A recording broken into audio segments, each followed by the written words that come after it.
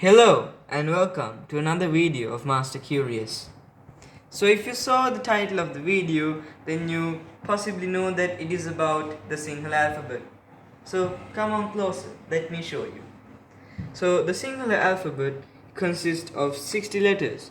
It's divided in two parts, which is the swara or the vowels and the consonants, which is known as Vyanjan. So let's take a look at the vowels over here. Now the vowels are basically a, I, u, iru, ilu, e, I, o, au. Simple. So it's worthwhile noting that all of these letters have already had a added to them. So if you were to write k, for example, in its original form it would be uk. Then uk plus a is k. So when you combine all of these vowels into these consonants, you get a really big variety. So what about these two over here? These two are basically not in this part or in this part. They are known as subconsonants. So they are and a. You can add these to any of these or these. So they are a special case, as you might say. Now, over here, what about these pink color ones that I've color coded? They are called Alpa Prana. Now, why are they called Alpa Prana?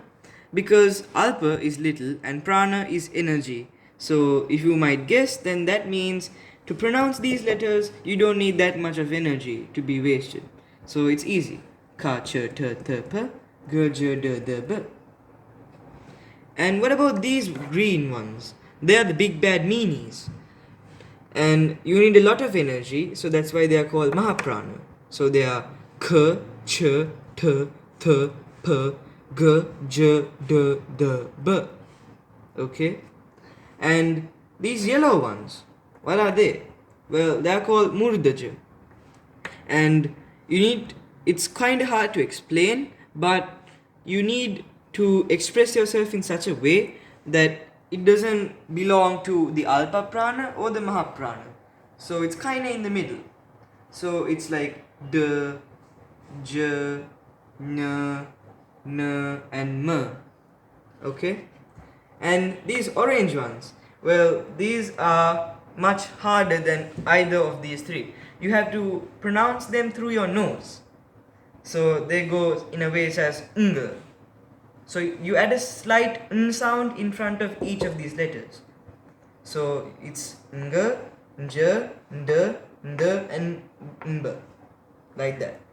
So let's take an example for you to better understand it. What about river? So it's Ganga. So it's g and g. So you don't say gag. It just doesn't make sense. And what about these white ones which I haven't color coded in any color? Well, they don't belong to any of these.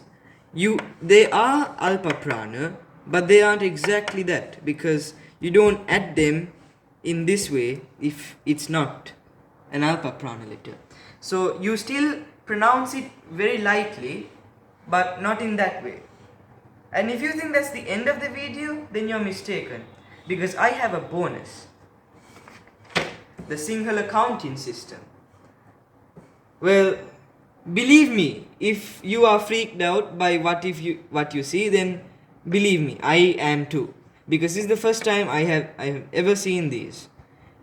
So this is quite a weird way to count, and these were first found in stone inscriptions, or otherwise known as Sellipi.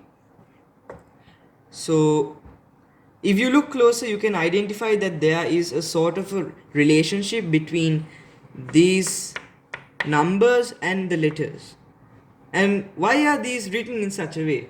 And why is Sinhala in so cursive like? Well, that's because we used to write them in ola leaves. That is what we used instead of paper back in those days. So if they were dried, so if we were to write straight lines, they would easily rip and break the ola leaves, and that would be a big mess. So we had to adapt our writing to such a way that it was very roundy. So what about this? Well, they are actually very innovative and very imaginative way of writing this, and it might take a lot of time to write them, though it is worthwhile because it's like a piece of art. So that's it for this video, but let me know if you want any more content such as this, and I will be uploading soon, and I promise I won't break my promise again, because I really want to upload and share my knowledge with all of you. So I hope you'll understand for not uploading for like 4 months. So until then, see you later. Your buddy, Master Curious.